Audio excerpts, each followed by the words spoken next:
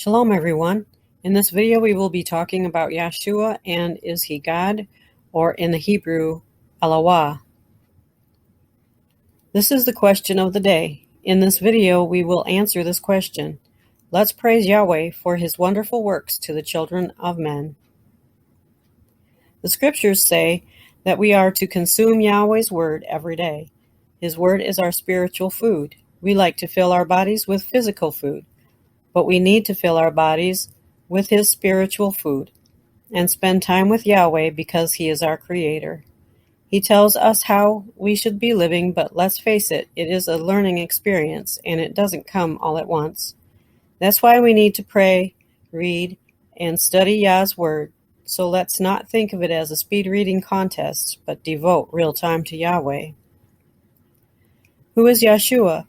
Some people call him Yeshua, and that is fine also. So what do we know about Yahshua? We know that he is Yahweh's son. We know that he was the only begotten of the Father. In the book of Matthew is when the prophecy of Isaiah came to be fulfilled regarding the birth of Yahshua. His name shall be called Emmanuel, which means Yahweh with us, or God with us, as some Bibles put it. Yahweh was with us through his son Yahshua, and Yahshua only spoke his Father's words. This is why he is the Word made flesh, not because he is Yahweh or the second in the Trinity. Mighty One is what Yhwh means. But are we on the right path if we believe that Yahshua is Yhwh, or more commonly called God? Careful study and a lot of prayer is what will help us to find the truth. So today we will do a Bible study on this subject. As we know, there are a lot of verses that give the reader the idea that Yahshua is Yhwh, and he helped in the creation in Genesis. As we look at a few different texts, we will see if this is justified or not. Do other verses in both the Old and New Covenants verify this? We will find out through digging deep into the scriptures. Many questions can come up that need to be answered, but we cannot answer them all in this video. So let's look at some of what the scriptures say. Let's look at John 1:1. In the beginning was the Word, and the Word was with Yhwh, and the Word was Yhwh. In the beginning is our first clue. What was in the beginning with Yahweh, or our Yhwh? Was it his word that he spoke, or was it his son that he made flesh? If Genesis 1:1 says, in the beginning Yhwh, the Hebrew scriptures says Elohim created the heavens and the earth. What does that mean? First, I would like to say, whatever we do all for the glory of Yahweh. So as we continue, let's keep this in mind. The verse in John says, in the beginning was the Word. So we know that it was Yahweh's word that was in the beginning. In Genesis 1, verse 3, it says, and Yhwh said. So now we see that Yhwh said, or God said, let there be light. And there was light. Meaning he spoke light into existence. If Yhwh means God and Elohim means Yahweh's many attributes but one God or one Yhwh, then this is saying that Yahweh spoke light into existence. But you may be asking the question, isn't it talking about Yahshua since he was there with him in the beginning? Ask yourself this, does it say that Yahshua was there with him in the beginning? In Genesis 1:1, it is talking about one God, or one Yhwh, not anyone that was there with Yahweh in the beginning. So let's go to a verse that is commonly used to try and prove Yahshua's pre-existence. If they can say that he pre-existed, then they can also say that he is an Yhwh or God, or even Yahweh himself. So let's look at Genesis 1:26. Then Yahweh said, let us make man in our image, after our likeness, and let them have dominion over the fish of the sea, and over the fowl of the air, and over the cattle, and over all the earth, and over every creeping thing that creepeth upon the earth. Some say that he is speaking to the angels. When you look at the verse before and the verse after, it is evident that this is speaking of Yahweh in the singular. Why does Genesis 1:26 speak in the plural by saying us and our? It is a verse that seems to be out of place in the Bible, and the other verses surrounding it they don't go along with it. In the Strong's Concordance, the word for let us make, root word asa, is make or do. When I look at a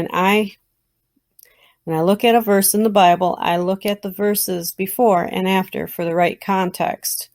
In doing so, I see a singular form of Yahweh creating. Other verses like Isaiah 45:18 says, there is only one Eloah, and it is Yahweh. He created the heavens and the earth.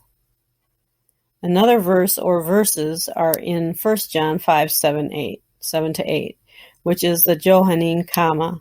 This is a Trinitarian clause that appears in Catholic manuscripts and is not in any of the original ancient Greek manuscripts except 4, and those are the latter ones, in the 13th to the 16th centuries, according to encyclopedia.com. It is also in Latin manuscripts, but doesn't appear in any Latin manuscripts before the 9th century. Encyclopedia.com has more information, and I encourage you to go to their website. What I have observed is this. The comma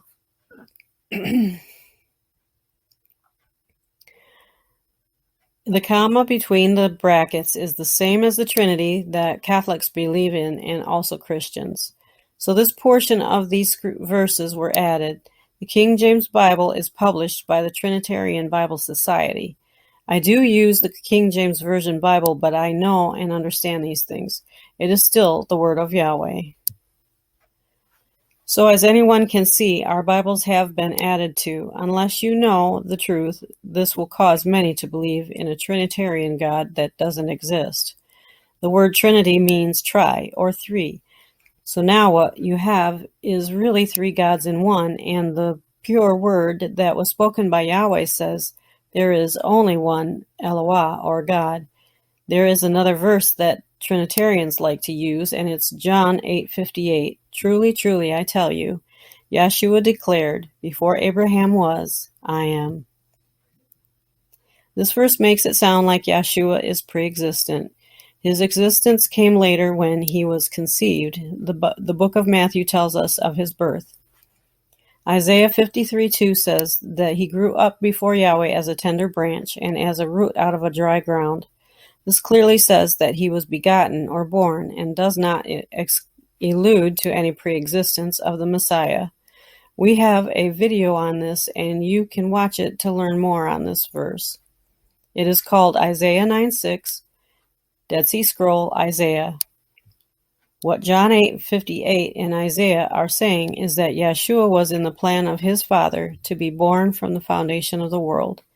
In other words, Yahshua was in his Father's plan because he knew that we would need a Savior from the foundation of the world, which is the beginning or creation of this world.